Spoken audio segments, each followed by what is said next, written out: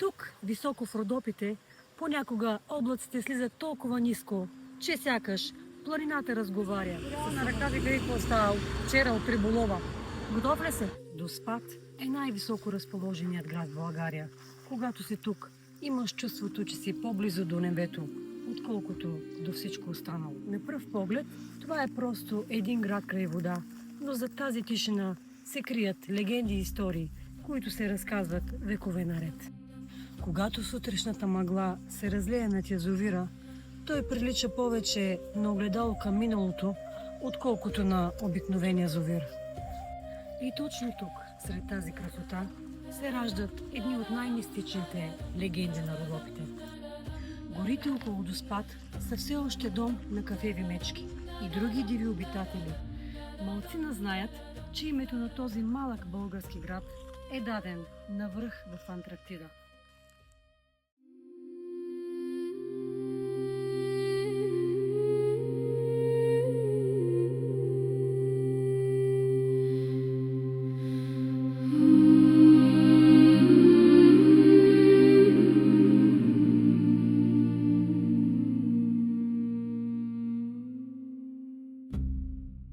Аз съм говорещата с вълци и след малко ще се видим там, където легендите все още имат своя глас.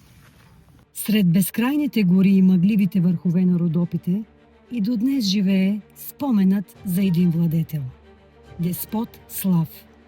В началото на 13 век той управлявал тези земи и превърнал планината в свое царство. От древните крепости погледът му достигал далеч отвъд хоризонта, към безкрайните била на Родопите. Според една от най-разпространените легенди, именно от неговата титла деспот произлиза и името на Доспат. Така името на владетеля останало завинаги вплетено в историята на този край. А когато вечер мъглата бавно се спусне над язовира и планината притихне, сякаш самите Родопи прошепват едно старо име.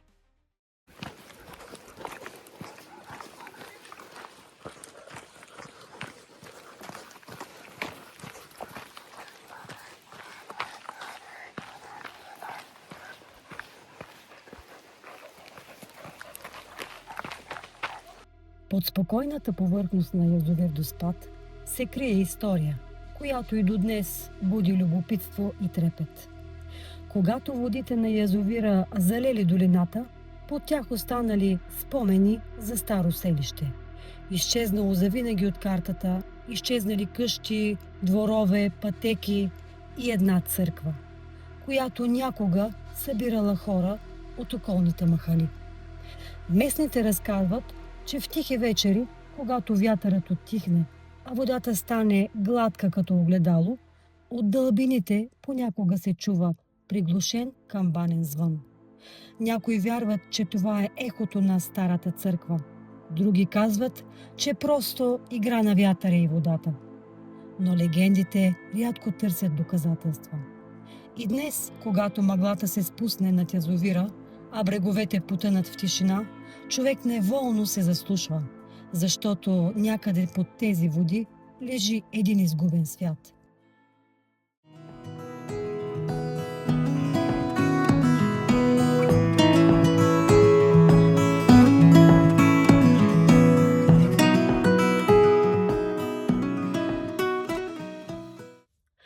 Докато бяхме в района на Доспат, решихме да направим едно кратко отклонение от нашето пътешествие и да посетим едно от красивите природни кътчета наблизо – водопад Късак.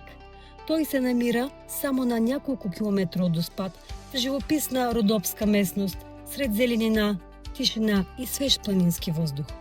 До него се стига сравнително лесно и това го прави чудесно място за кратка разходка, подходяща както за семейства с деца, така и за всеки, който иска малко да избяга от ежедневието.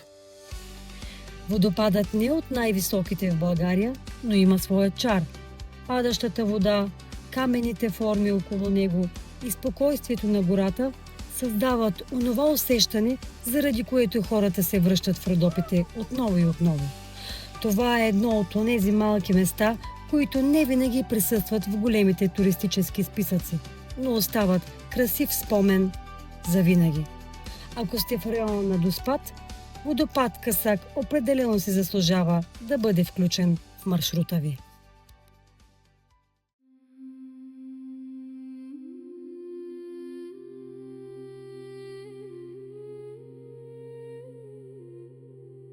И за край искам да ви разкажа една история, която ми разказаха местните рибари. Те твърдят, че язовирът има душа, която се проявява като невидим дух в дългите летни нощи или през есента.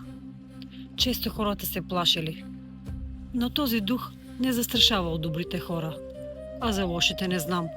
Всъщност всички твърдят, че той идвал за да напомни, че планината не ни принадлежи, а ние принадлежим на планината.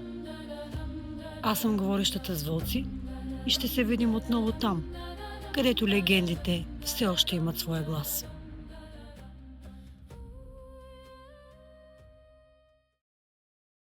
Скъпи хора, ако ви харесва наистина това, което правя, всички тези клипове, пак нещо стана. Чува много дали всички хора ма слушат нещо, май не съм спряла фаровете на делото. Спряла съм ги, бе. Ако тук стане нещо, какво ще правим, не знам, няма, че няма и кой да дойде да ме издърпае, да ядем по един сладолет, пък какво стане. Прозората веднага. Това е мъжко, не се бременна. Къде знаете? Затвори прозората,